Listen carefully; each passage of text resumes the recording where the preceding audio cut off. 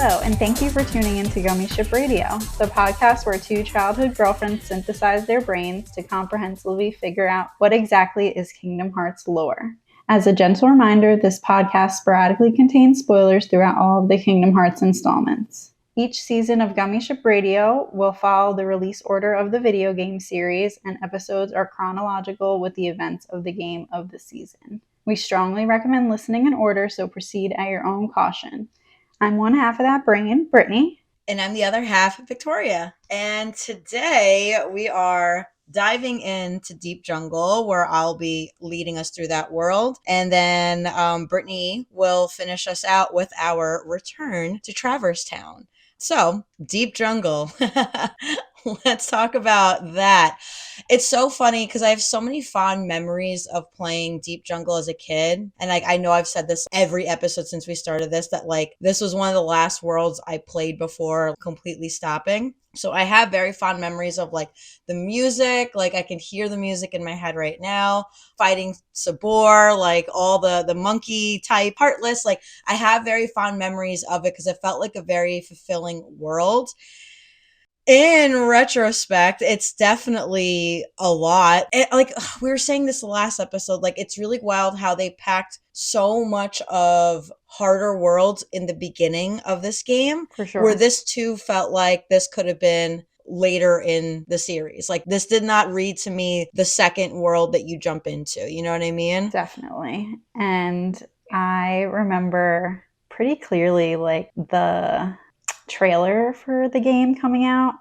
Oh and my you gosh. Seeing Tarzan and you being able to be in the same room as Tarzan, and I just thought that was so cool because I feel like Tarzan isn't one of those Disney classics, I guess, or it's not up there with I feel like the princesses or Mickey movies. So for Tarzan to be one of the included ones, I was definitely wow, that's actually really cool that one of the movies that I low-key love as a Disney movie is part of it. Yes. So. Yeah. No, I think because we were saying too, we come from the Renaissance era, and Tarzan was one of the late 90s, early 2000s era where I felt for you have younger siblings. For me, my brother loved Tarzan. He, of course, loved the other ones, but Tarzan was a really prominent film at that point. Maybe sure. A 4 or 5 year old. So the way that I felt about Lion King would be around the same time how he would feel about Tarzan, right? So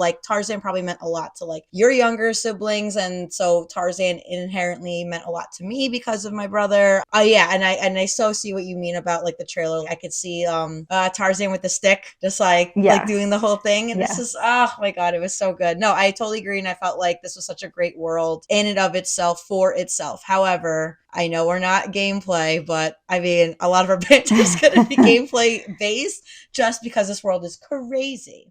Gameplay, no, not on my top list of favorite Definitely worlds not here. One of my top.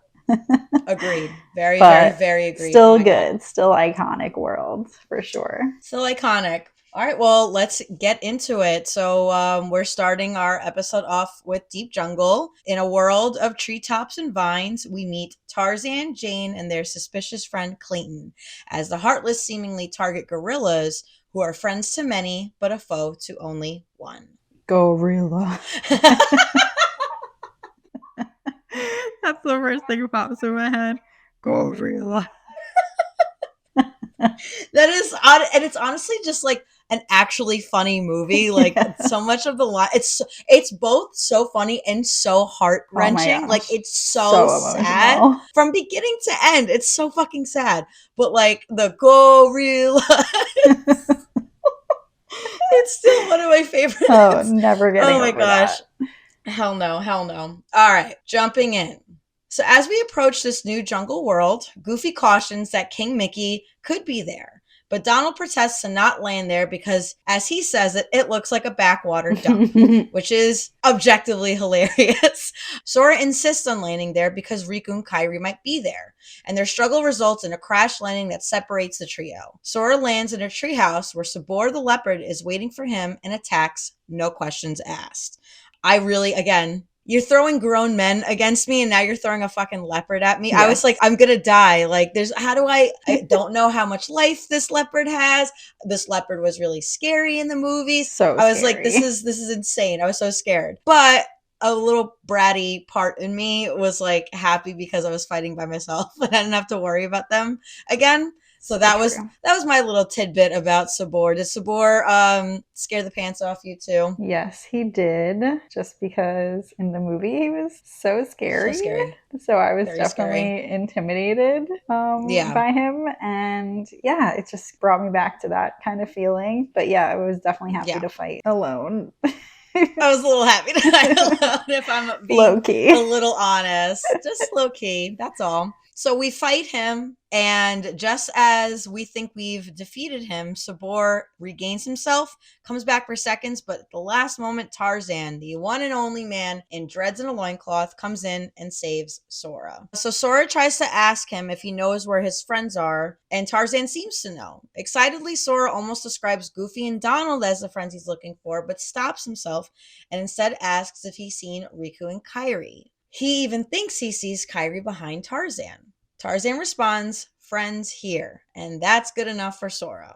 Elsewhere, Goofy's worried for Sora, and Donald doesn't care. Says we'll find the king without him before a little gorilla, Turk, scares the shit out of him and shits out a gummy piece, I guess, for good measure. Did you see that? Because yes. he just is there, she's there, and then she runs away, and then there's the gummy piece. And I was like, where the hell did that gummy piece come from? Great. Then there's a rustle in the trees, and a man with a gun approaches them. Sora and Tarzan surf the vines to camp, where they meet Jane and eventually Clayton, the man with the gun, escorting Donald and Goofy inside. For a moment, they're happy to see each other until Sora and Donald remember they're mad at each other. Goofy shows Sora the poop gummy, but this isn't just show and tell. This means the king could be here, so they have to set their differences aside and work together. For now. And here's where we get to do our first party matchup, party lineup. Yes. I believe I kept Goofy every time from kid to now. Yeah. This time around I did keep all three of them together because of I was really tripped up on the Trinities. I really wanted to get them all. I kind of forgot how it worked, that there's only one in the world and that you can easily switch them back out again. I really haven't played this in a while, but do you know if you took out anyone in your party? I feel like I always took out Donald, even though his magic could sometimes be deemed as useful. I just always thought Goofy was the beginning. Stronger. It's the beginning of the game. We don't need that magic right now. Yeah. He would last a little longer in fights than Donald would. Also, I love when Sora meets up with Tarzan and he's like, "I'm just looking for my friends," and totally disregards Donald and Goofy. Yeah. And is just like, forget them. He doesn't see Donald and Goofy as his friends yet. So the amount that they play each other, this whole world is just really funny. Constantly. It I don't know what relationship it rivals. It's almost brotherly, but I don't know, not I'd almost say cousinly. I'd say there's a big cousin and a little cousin, and they're I have to be with you because my mommy and daddy said so, but I don't want to. It's petty drama. I love petty drama. I don't drama. feel that way about my cousins, but I could in a tropey kind of way, I could see that's what I'm here for the pettiness. Here for the petty. Donald, the king of petty, for sure. Yes. So Jane suggests that to help communicate with Tarzan, Sora should collect the slides around camp and see if any of them match the word friend, and if so, point that out to him. Upon looking at the slides, Sora seems to recognize a certain tower, but doesn't know why, since he's never been off his island before. How strange. Moving on for now. Unfortunately, there was a miscommunication, and Tarzan does not know where his friends are. Clayton insists that his friends must be with the gorillas, but Tarzan refuses to take Jane and Clayton there. However, Clayton guilts Tarzan enough to make him change his mind. Clayton offers himself as an escort since the jungle is a dangerous place. And they're off to see the gorillas, except Jane, who knows it's best to go as a small group. Brittany, let's talk about that tower. The tower that I never noticed until replaying this game over and being like, oh snap, that actually meant something. Absolutely same. I think I was playing this world like later at night, and I think this actually shook me wide awake. I had no idea that they like planted that in. Again, so early into the game. Wait, we can say what it is, right? I think so. So we do know that that's the tower from Hollow Bastion. Yes. Why Sora can recognize that without ever being off his island, I'm sure we'll find out why. We soon will enough. find out soon. Sooner But for now, than later. I think we can nibble on this little mystery nugget. Like, I think it's something interesting of why, but I think it's incredible. I agree that they showed this so early on in the game. Yes, for sure. And I think it's incredible that I guess they throw it in so early in the game. And so almost too. like haphazardly, like so like laissez-faire. Like if you're not paying attention, you will definitely pass over it, I feel like. I mean, look at us. We've been playing this game for 20 years and it didn't mean anything to either of us until a few months ago. It's like, true. what are you talking? This is crazy. Anyway, that's why we're going to make this timelines update, all of the whole shebang. Yes. So moving on our way to Hippo's Lagoon to meet the gorillas, Sabor attacks us again. But to no avail, he does not come up victorious for this. Once we're with the gorillas, Tarzan pleads with Kerchak to trust the humans, but Kerchak refuses. Donald and Goofy notice that he looks distracted and was looking at the treehouse. They make their way there, only to find Clayton attempting to shoot little baby Turk and for Kerchak to see, only furthering the distrust of Tarzan's new friends and to Tarzan himself. Clayton insists he was saving her from a snake, but Tarzan doesn't seem to believe him. The gang confronts Clayton at camp, where Jane forbids Clayton to ever go near the gorillas again, and the whole gang agrees. Clayton backs out of the tent and vows to track down and hunt every gorilla, but a sound in the bamboo forces him to shoot his gun. Sora and friends hear the shot and leave the tent to face a series of Heartless fights, and are rewarded with a gummy piece after each fight, all while looking for Clayton. After looking everywhere twice, literally, the trio head back to camp, and upon leaving the tent, they hear another gunshot towards the bamboo thicket. They head there and find his pipe sitting on a ledge, just in time for one last Sabor fight. During this fight, Turk runs past some Heartless out of fear and into the tent and finds herself in none other than Jane's arms. She huddles with Jane and they both look to the tent entrance in fear. Eventually, Sora and friends runs back. I was so mad when I wrote this. Eventually, Sora and friends runs the fuck back to camp and finds Jane missing, and Tarzan ventures that they're at the treehouse. So back to climbing trees for the 5th time this hour, and Jane and Turk are held up by some Heartless, but are rescued by Sora and company. Just as a quick little break, because I'm talking so much, Brittany, how are you feeling with all this so far? I have to say Clayton's faces and facial expressions in the game always get me. The animators worked so hard for his part, like they so well. Really just knock me out. I think they are just like when he walks out of the tent, right? Hilarious. Yes, like it's so funny. I can't even begin. I've never seen a video game character emote as much as he does. Like, right. It's insane. It's so good. It's just hilarious. Also, I feel like this level is so long. Yes. Like, oh, yes. I mean, for everyone listening, I have cut this script down so much because I was like saying it verbatim as like each beat, everything that you did, I was saying and it was insane. I think this ended up being 4 full pages. I've cut this down to like a page and a half somehow. There is so much that happens in this world. And I feel like I agree. It's so long. It's such a long But like, world. no, wait. Let me rephrase that because that's not true. Not a lot happens, but it is so long. Like lots of like mini like things that you have to do.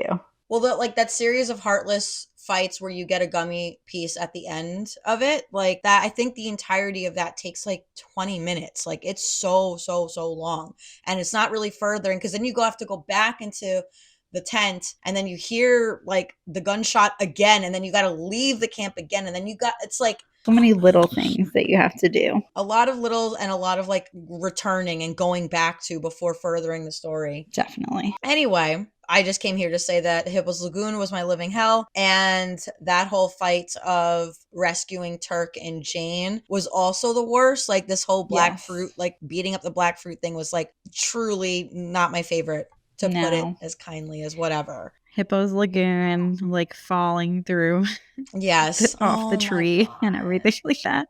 Having to swim back and being like, oh my God. Well, like even like as little as like yeah, definitely jumping the treetops to get the one treasure chest. Even if like you try to jump onto like the hippo and then you fall into the water, then you got to swim back to the specific spot because because we don't have glide yet and everything is annoying. And so yeah, oh my god, everything about this world. I used to love it. I promise. We love this game. We promise. We promise.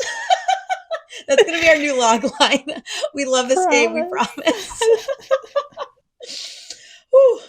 Jane tells Tarzan and the rest of them that the last thing that she remembers is Clayton coming to the tent, and they all band together to save the gorillas. They race back to the cliff, and there, all the gorillas are cornered, and Clayton is about to shoot his shot, but Sora's no stops him. The gorillas escape, but it's fight night anyway. After fighting Clayton and the chameleon Heartless stealth sneak, the chameleon falls on top of Clayton, resulting in both of their deaths and evaporation. For me, I was like, I get stealth sneak, like he's a Heartless, whatever, but like he disappears and then Clayton's just gone. Yes. Like, I don't know. He got smushed to oblivion. Who knows? As a reward for fighting Stealth Sneak and Clayton, Kerchak rocket launches Sora and his friends over the cliff to the waterfall cabin, aka their nesting grounds, as they've proven themselves to him. There, Tarzan's lesson is, while we can hear the waterfalls here, even though they're not here, it's just like our friends are here in our hearts, even though they're not here. It's a long-winded lesson, but the point is the same. If you have a heart, you have your friends. Clayton lost his heart, and he had no friends.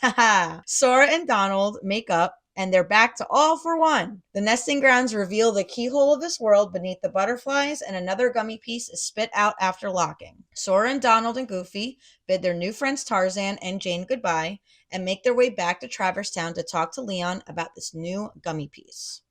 Elsewhere, though, the villains are contemplating what drew the Heartless to that world. Maleficent explains that it was Clayton. His lust for power was the bait, but the bait was too tasty for his own good, and they used him for their own evil purposes. They, as in the Heartless.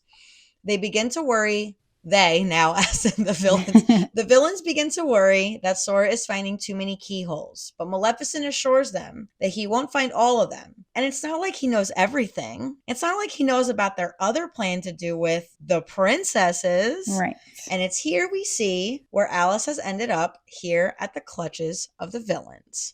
Right. And that is the abbreviated. No, that's not the right. This is the abridged version of Deep Jungle. Yes. Oh, what a mouthful. I need like a glass of water now. I know. To jump back into Tarzan, the whole scene where he's like talking to his gorilla dad is like one of just one of the funniest things that I feel like I've ever seen.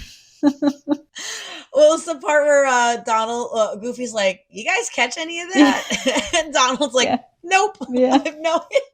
And I think that was something too that I didn't get back then to now, that like, yeah, of course they're like speaking gorilla to each other, but they're going on in English as if we know what they're saying. It's that was so funny. Also, the villains, I believe they mentioned that the princesses are plan B for their plan. Did they say plan B specifically? I believe they say that the princesses were plan B. So I wonder what exactly what was plan A. So I think for this world, obviously with the end with the villains, we get a little more of a universal like story building piece. No, we get a few. Sora recognizing the tower, the villains, like, you know, we find out where Alice was taken to. For sure. And then a lot of it is, the majority of this world, though, is a lot more of the world encountered, like the story beats, with the few nuggets of our other two categories. Exactly. And so, all right, before we move on, Brittany, you got anything else? No, I don't think so. All righty. We're jumping into Traverse Town. We are back, baby. I have a lot of takeaways in this. I forgot to like sift through this. I didn't realize how much. This is definitely just me ranting. Like I was just like seething mad as I was going through this world specifically. Oh my God. Anyway. All right. Let's jump into Traverse Town again. Woo. Sora and the gang learn key information about the Keyholes and the Heartless while dealing with various tasks in Traverse Town. The group also learns about Maleficent's plans and Ansem's research on the Heartless. We set out to talk to Leon about the gummy piece while Sora and Donald slip back into their old habits, arguing about who will be the pilot again. After taking care of some tasks, Trinity marks, puppies, the clock tower, whatever you decide you want to take care of while we're here, we meet up with Leon and Aerith. We learn some crucial information about keyholes, which lead to the heart of the world, quote unquote, and we're the only ones who can lock them to prevent the darkness from making them disappear. Sora reluctantly agrees, then asks about the gummy piece, only to be told to see Sid, which we were already there. Leon also gives us a stone with mysterious power, but when we ask about it, he gets all weird. Leon. Oh my god, he gets all like brooding and stuff. Like he was like, don't we walk in on him just like slashing his sword for like ever? And then he just afterwards, he's like, ugh, I'm done talking now. Like he's like a 12-year-old. He's like, I swear, leave me alone. I don't know if he's like bothered by us or he is just angsty. But I feel like every time we approach him with something, he's always like, I don't know, annoyed. Yeah, no, I know. He's like, yeah, God forbid we're upset that we lost our friends. And he's like, ugh, I don't know what to tell you. What do we do with this? Go see someone. I don't give a shit. Like, all right. Exactly. Also, I want to jump in really quick and just say how annoyed. Again, I can't preface this enough. I love this game. I love this series. We really do. We really do. But I don't love that I was supposed to know to talk to Leon twice to get the direction to go to Sid. Because I remember I talked to him. Conversation ended. Like I could move around again. And I did. I was like, I guess we're done here. Yeah. So I went to like Olympus. I was like, where? I was like, all right, there's got to be something. So I go back. My Hail Mary with this game was just talk to everyone as much as you possibly can until you get like a repeating like answer. So I think Leon was actually one of the last people I talked to again. And then he was like, oh, here's this Earthstone. Go to that. And I was like, oh my fucking God, this entire time. I could have done that. They did not. Why didn't you just have the conversation continue? Yes. Like, how am I supposed to know to talk to him twice? How did we do this? Anyway, Brittany, please keep us going. God. We head to Sid's workshop to learn that the gummy block is a navigation gummy. I love the scene where Sora gets really serious and Sid tells him to chill. He's like, chill out, kid. It's not that big of a deal. Calm down. Again, downplaying Sora's feelings. Sid will install the piece after we make a delivery to Merlin for him. We hear the bell tower ring at the Gizmo shop and decide to head out. If you decide to stop by Merlin's first, you'll learn about Pooh's book and receive the summons from the fairy godmother. Summons are the powerful beings whose worlds vanish, but their strong hearts turn them into gems instead. Honestly, I love summons, and I think Simba is the first one we get, and he's my fave. Well, he was, I think, the most from what I tried using summons a lot this time around. I didn't use summons at all, like, until this playthrough, because I just kept forgetting that was something that I could do. But I think Simba was the most helpful. I used Bambi a lot near the end, actually, because I needed as much magic as possible. But, like, I think the other ones is Genie, Tinkerbell, Mushu, and Dumbo. Yes. I hardly used them. I don't think I used them. Hardly used them. I think like Simba and Tinkerbell were my two probably the most go-tos. But having like Simba be there, and we're not going to his world, but having him be a part of the game. And like the roar he does, and like he climbs the rock. I was definitely like, oh. Yeah.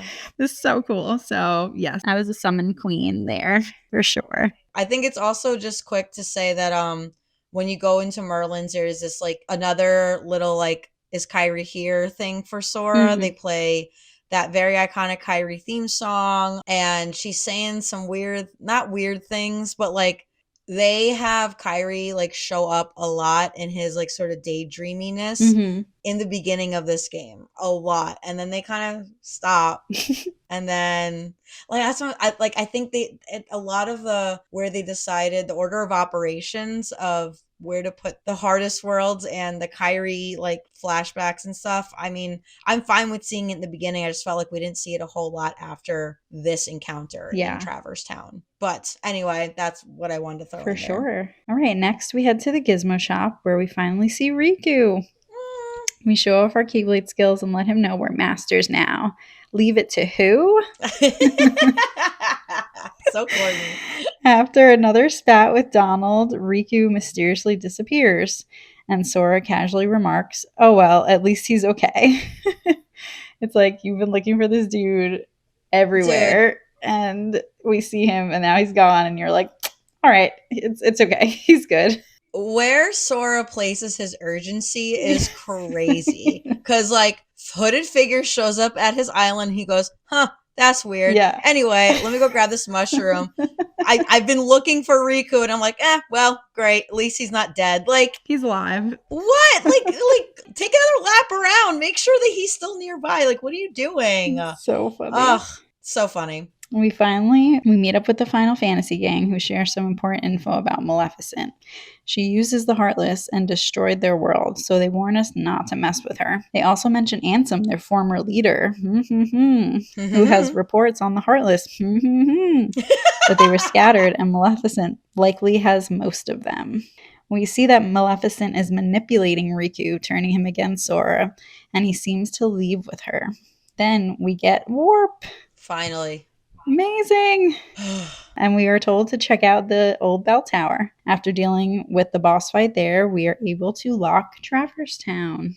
And that is pretty much it. I mean, I do want to ask you, because when the Final Fantasy gang is like relaying the Maleficent story to Sora and them, they mention that they lost their world thanks to her, and this was 9 years ago. So they've all been in Traverse Town for 9 years. Do you think that there was a significance to the number 9 specifically? Like, do we know? I don't know. Not that I know. Because it just feels like such a specific number. Like, besides, to say, like, that's a long time. That's a long time. You could say we've been here for a long time. I didn't know if you knew something that I didn't know, but like, 9 years specifically being like. Do we know how old Sora and them were supposed to be in this game? I know that Riku's 15, and I believe Sora and Kyrie are 14. I think they're only a year apart. So that might line up with maybe some other events that happened. Maybe some early on in their lives. Oh. If you kind of pick up what I'm putting down there. I'm picking up what you're putting down. I think so. Other than that, not that I know of. Yeah. But it's a long time. Interesting. Long time to be stuck there. I mean, Traverse Town's pretty cozy. I wouldn't mind if all the places, it feels like a little walkable city. For sure. A lot of shops, the night sky all the time. And we're also not familiar with like the actual Final Fantasy timeline in itself. Yeah. If you're a Final Fantasy fan, let us know if it has anything to do with that. If there's a 9 years significance. Yeah, anything else that you can think of. I want to do a Sora count at some point because this boy says a lot. He has no idea what the fuck is going on. None. I think going back to how it's very clear on the roles when they were on Destiny Islands is that Riku is the one who saves Sora. He's the one that always figures it all out. Definitely. And I think seeing Sora wield the Keyblade, which we'll get into in a different episode for sure, but be able to take care of himself and be able to make friends outside of him is like blow after blow, big brother ego. Gut check. And like Maleficent just completely eats that up. She's like, yum, yum, yum, yum, yum. He doesn't need you anymore. You suck. He's so vulnerable. Even though I didn't like Riku that much, I felt really bad for that part.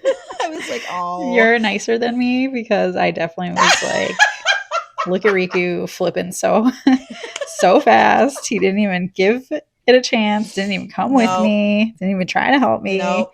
He just is like, damn, he's leaving me. He just ran away. And that just fed into my dislike for Riku even more. Dang. I like that we're able to see this from two different lenses. I mean, it's all the same. He got the shit played out of him. But what are you going to do? I guess. I do have a question that I want to know what your thought is. Yes. I feel like I might have found a plot hole that I never thought about, but isn't locking the world supposed to bar it from having more Heartless coming through it? I would think so. I feel like when you go back to other worlds for other things, they're still Heartless. I agree. Yes. What is the logic behind locking these worlds if they're still getting in?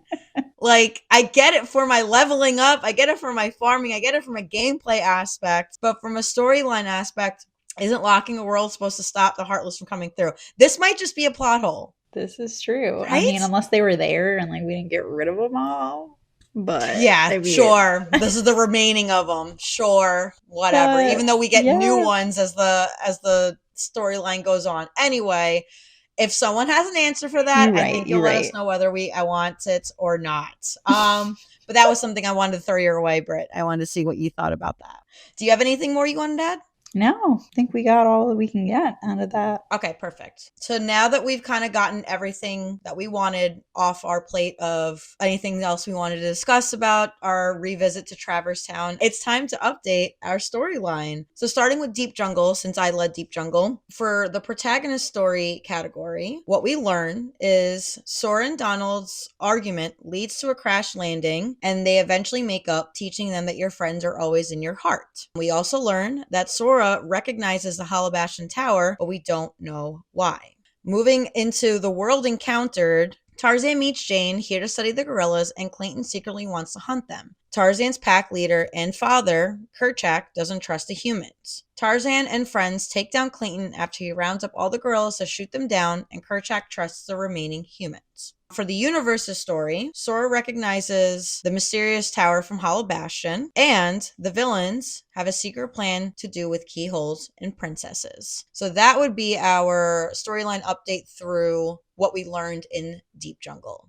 So for Sora, when we get to Traverse Town, Sora learns about the power of the Keyblade and locking the worlds and the importance of doing that for the sake of helping others in other worlds. I think that's the biggest takeaway we really have for Sora there. Also, I feel like him considering Donald and Goofy his friends is also a big part of that, but a small little thing as well. The world encountered story. The Final Fantasy gang's world was destroyed by Maleficent, and we learn how long they have been stranded there. Don't know if that has significance or not yet, but we'll note that. And then for the universe's story, we see Riku for the first time, and we see that he is being manipulated by Maleficent and starting to doubt his friendship with Sora, which I feel like is a big downfall. It's a biggie. Yeah. I think between both worlds, there's a lot of story that gets pushed through. I think through Deep Jungle, there's like two little nuggets of like bigger things that happen and more smaller things that are happening like within that space. However, a revisit to Traverse Town, definitely there's some history being laid out for us to see again. And that about does it for Deep Jungle and Traverse Town Part 2. Yes. Thank you all for listening to our little podcast. Brittany, thank you for being here with me. I love you so much. Love ya. And we'll see you all in Agrabah. Yes. Bye. Bye. Thank you so much for tuning into this episode of Gummi Ship Radio. You and your power, aka your friends, can follow the show on YouTube, Spotify, and Apple Podcasts. To see our storyline update, stay in the know, or just to say hey, you can follow our account on Instagram, Threads, and TikTok at Gummi Ship Radio, or email us at gummishipradio@gmail.com. Please rate and review our podcast. Your support will help us immeasurably. Our intro is arranged and theme music created by Matt Whiteford. This podcast is hosted and produced by Victoria Harrington and Brittany Morales. We'll be thinking of you wherever you are, and see you next time.